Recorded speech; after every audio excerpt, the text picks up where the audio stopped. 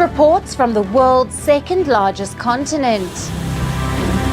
Hello, I'm Alison Lagrange. A very warm welcome from Durban, South Africa. We get you the news and the newsmakers from Africa. From elections to climate change to innovations and opportunities. As the world's attention shifts, we report from Africa, the heart of the global south. Join me every weekday live on First Post.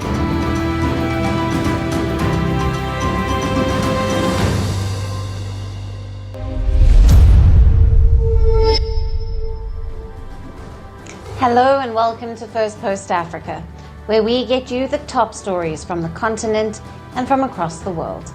I'm Alison Lagrange, coming to you live from Durban, South Africa. First, let's take a look at the headlines. Iran signs a $25 billion deal with Russia to build 4 nuclear power plants as new UN sanctions loom over its nuclear program. The European Union dismisses concerns that the July trade deal with the US is at risk after President Donald Trump announced plans for a 100% levy on branded and patented pharmaceuticals. The UK announces plans to make digital ID mandatory for its nationals and residents, aiming to curb illegal immigration. The Philippines evacuates hundreds of thousands and confirms at least 3 deaths as a new tropical storm hits, days after it was battered by a deadly super typhoon Ragasa. And the Slovak parliament approves a constitutional amendment restricting same-sex couples' rights and tightening rules on gender transition.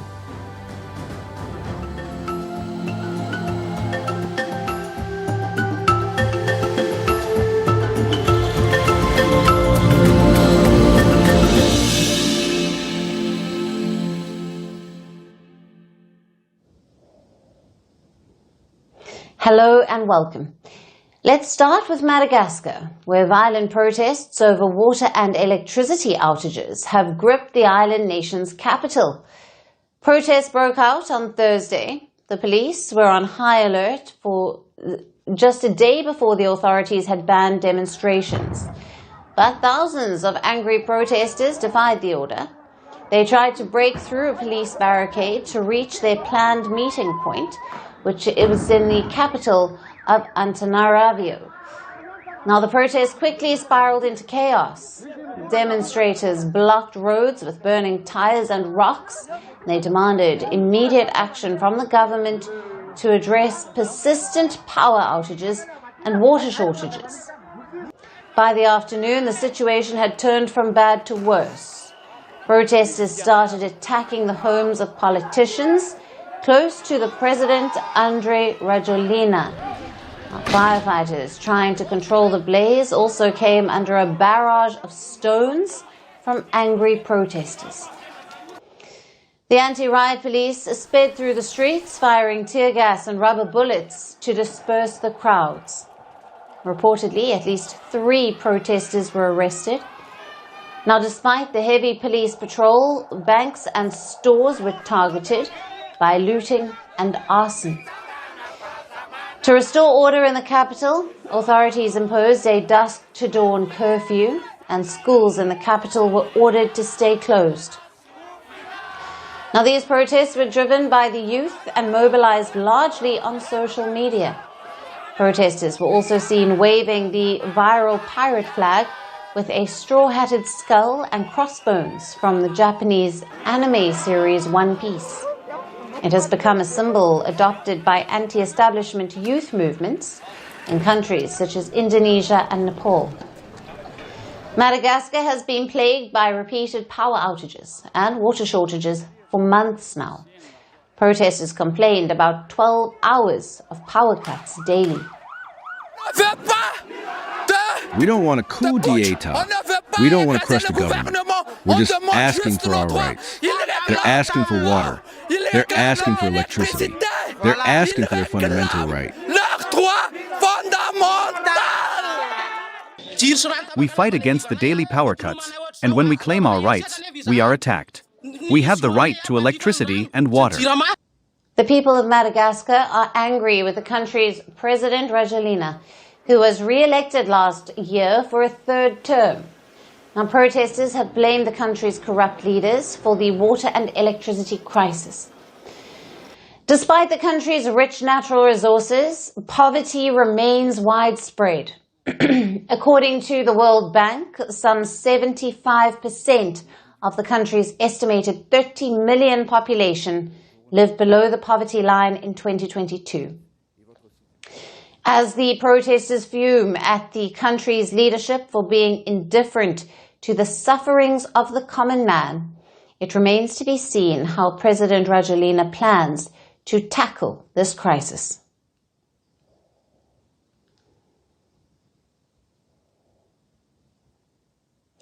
For our next story, let's shift focus to France. A former president has been convicted for the first time in post-war French history and is facing jail time. Nicolas Sarkozy has been handed a 5-year prison sentence for criminal conspiracy after he was found guilty of seeking illegal campaign funds from the late Libyan dictator Muammar Gaddafi.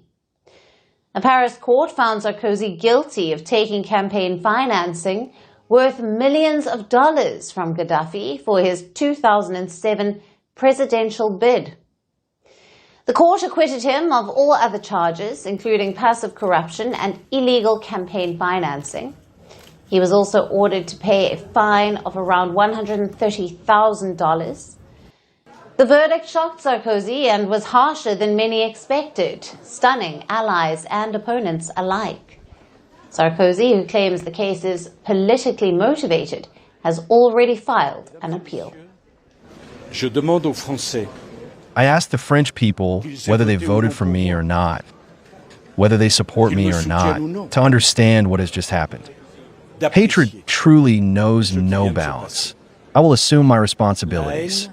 I will comply with the court's summons. And if they absolutely want me to sleep in prison, I will sleep in prison, but with my head held high. I am innocent. This injustice is a scandal, and I will not apologize for something I did not do. Et s'ils veulent absolument que je dorme en prison, je dormirai en prison. Mais la tête haute. Je suis innocent. Sarkozy will have to serve his sentence while awaiting the outcome of the appeal. The case has been running for more than a decade, with multiple investigations, trials and hearings. The verdict is landmark in French history. The case was triggered in 2011 when the son of the Libyan dictator publicly claimed that the Libyan regime had provided over $55 million to Sarkozy for his 2007 campaign. This claim led to formal investigations in France and multiple hearings and procedures over the following years. 3 co-accused were also involved in the case. Claude Jouent, who was the former interior minister and a close Sarkozy ally, and he has been sentenced to 6 years in prison for his role in the conspiracy. Now, Brice Hortefeux, the former minister and an associate of Sarkozy, sentenced to 2 years, and Eric Wirth, former minister and campaign official, who was acquitted. Now, key witnesses included businessman Ziad Taqeddine, who had claimed to have delivered briefcases of cash from Libya to Sarkozy. He later retracted his statement and died suddenly just 2 days before the verdict. Now, Sarkozy's wife, the Italian-born former supermodel and singer Carla Bruni Sarkozy, was charged last year with hiding evidence and associating with wrongdoers to commit fraud, both of which she denies. The deal was allegedly struck to help both Gaddafi and Sarkozy. Oil-rich Libya at the time was facing international isolation. It was labeled a pariah state for decades due to Gaddafi's links to terrorism and weapons of mass destruction programs. But by the early 2000s, Gaddafi wanted international legitimacy, access to global markets, and an end to sanctions. France, as a key European power, offered diplomatic and economic influence. Gaddafi also made a state visit to France in 2007 after Sarkozy's win, the first by a Libyan leader in decades, further signifying the close ties between the two leaders. However, Sarkozy played a leading role in European and NATO actions against Gaddafi during the 2011 Libyan civil war, which led to Gaddafi's death and the fall of his regime. Now, this was the third regime to fall during the Arab Spring, a series of uprisings against authoritarian leaders in the region. But since then, the case has haunted the former French president and has led to a dramatic fall for a conservative leader. Reactions in France have been mixed. While some hailed the decision, others regretted it. I find it regrettable for him, because you don't get sentenced to 5 years in prison like that if you haven't really done anything. But when you hear him talk, he still seems very innocent. I think it's a good thing that Mr. Sarkozy, the former president of France, is being held accountable for his actions. Because given what has been said, reported and re-reported, this person, even if he was president, he must be held accountable and face these consequences. Même si elle fut président, soit responsable. Il faut qu'elle fasse face à ses conséquences. Voilà. But the case is consequential for both France and Libya. It highlights the complex interplay of politics, diplomacy, and international finance, and how such scandals can continue to haunt a political leader, shaping their legacy long after their time in office.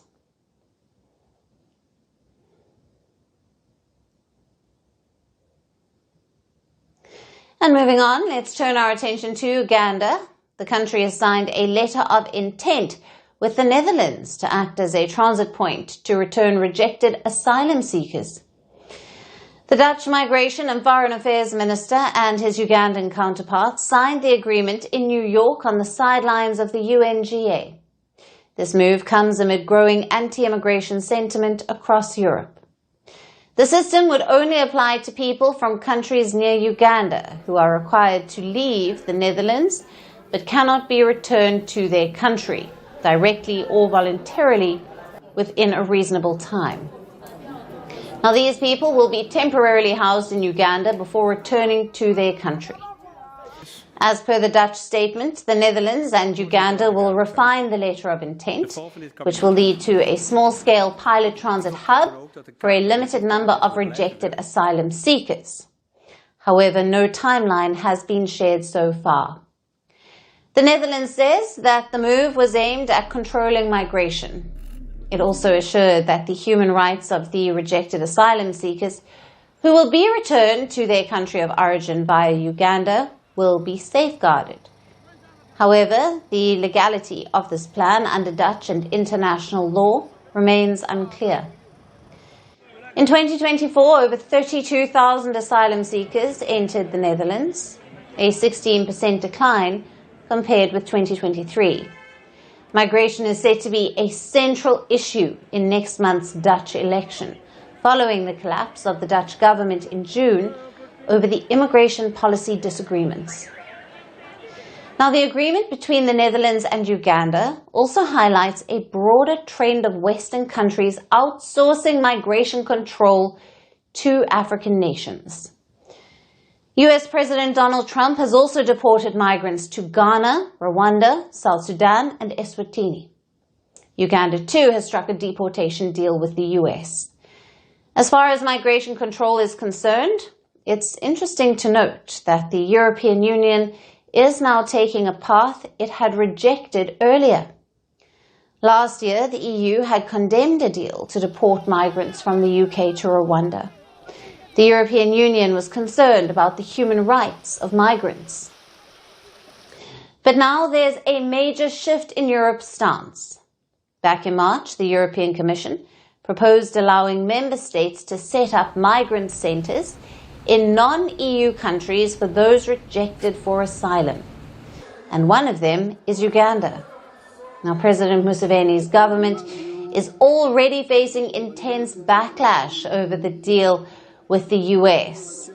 Uganda is Africa's largest refugee hosting country and also one of the world's poorest countries.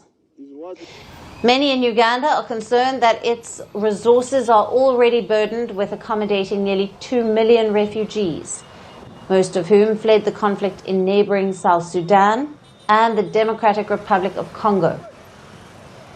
Ugandans fear that these resources will be further stretched upon the arrival of migrants from the US. The latest deal with the Netherlands is expected to further stir public anger and to worsen Uganda's domestic woes.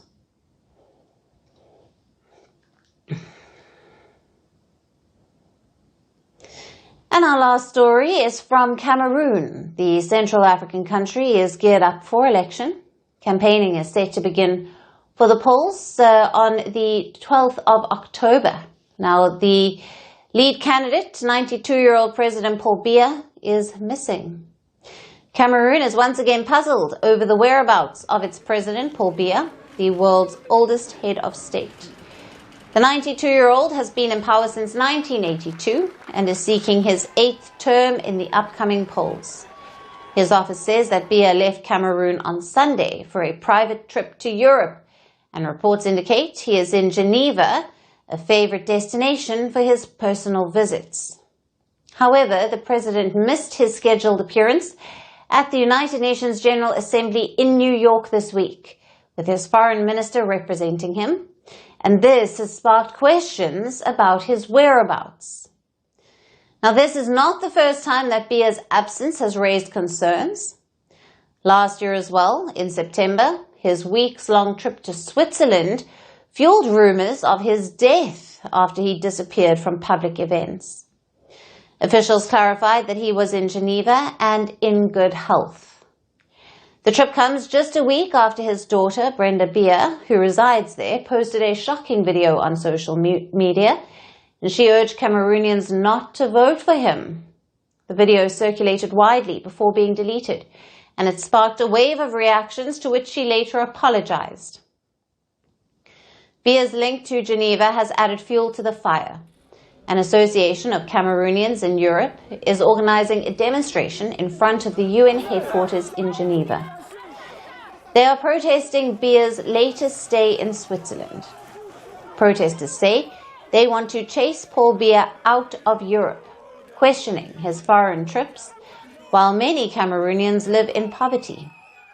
Biya is set to contest another 7-year term against 11 other candidates. His party is reportedly scheduling a rally this weekend, but Biya remains missing, and he is rarely seen in public. He announced his candidacy on X in July, but has not addressed his citizens directly since then.